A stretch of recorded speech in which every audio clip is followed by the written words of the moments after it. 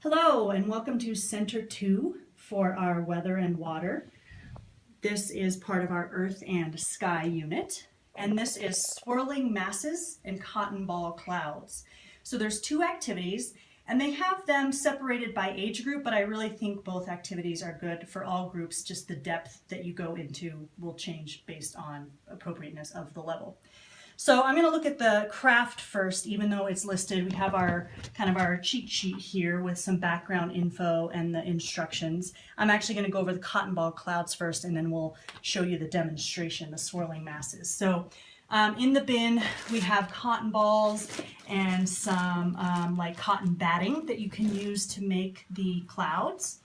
And pretty much what you're doing is you are creating students are creating examples of the types of clouds, the cumulus, the stratus, and the cirrus, and then they have a choice box where they can remake their favorite, or they can create a cloud, or just have some fun with that one there.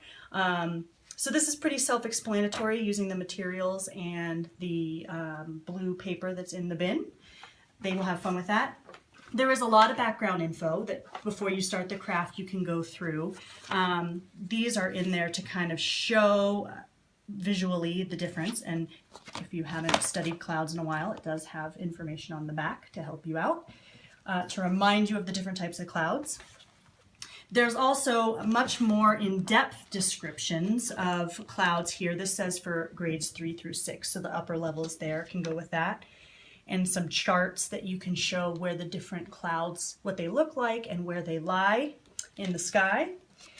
And then finally, you can kind of do a fun matching game. This is just a bunch of pictures of different types of clouds. Again, the answers are on the back.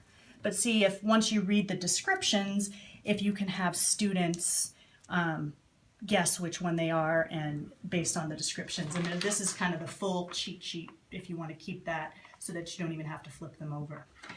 So that's just a lot of background info to remind students about clouds and what they look like. To the side. Then this next activity, the swirling masses, is to show what happens when a warm front and a cold front come together. So this is just some good pictures of a cold front. You can see how it kind of moves in low because warm air, it expands and goes up. Cold air is denser, so it stays down low. So that's kind of a visual of that.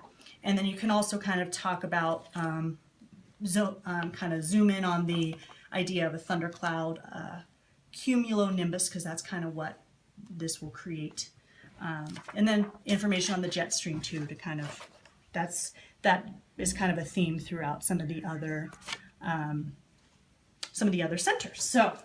So now for our demonstration, which is pretty fun. Volunteers will need to bring in, some colored ice, blue or green, something that will contrast, because red is what we're going to be using for the hot air mass. So a color that kind of contrasts with the red.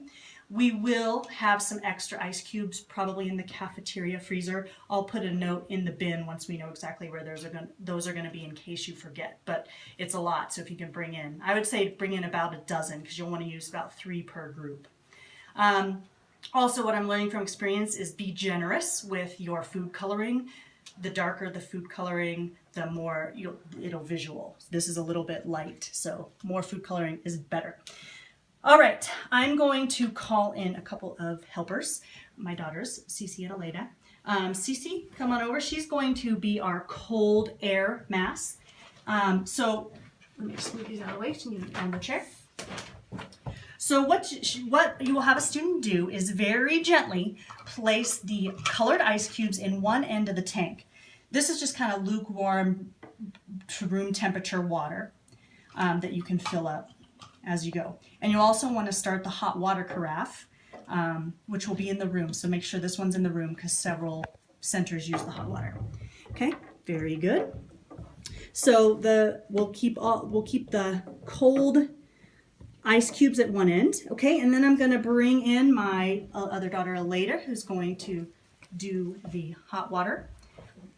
So put a few drops in the bottom of the glass jar. Did I spray you?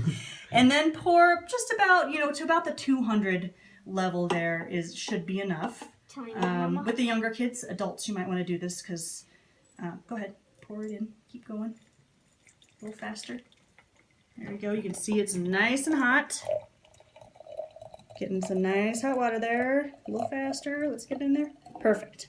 Okay, now, as gently as possible, she's going to try to pour the the hot water, so it doesn't disturb too much, into one end. And you'll just kind of watch what happens. Have the kids get down on the tank level. You can put white paper up behind it if you want to.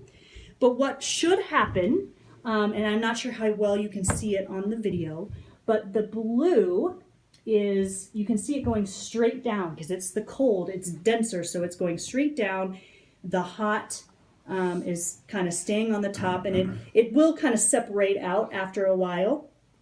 And you'll get kind of a swirling idea. Here, let me see if I can get some white background here for you, just if that kind of helps. You can see the blue over here going down. It's just kind of neat to see what happens, and students can, they can make a diagram of what they see happening. And there's also more information. There's a really good explanation on the top of the bin about what is happening and how this would create weather in the real world and how it would go on to form that cumulo, the big thunderhead clouds. So if you have any questions, or if we're running low on anything like food coloring or cotton or whatever, please let us know at mitchellelf@gmail.com. Have fun with it, and thank you for helping. Bye-bye.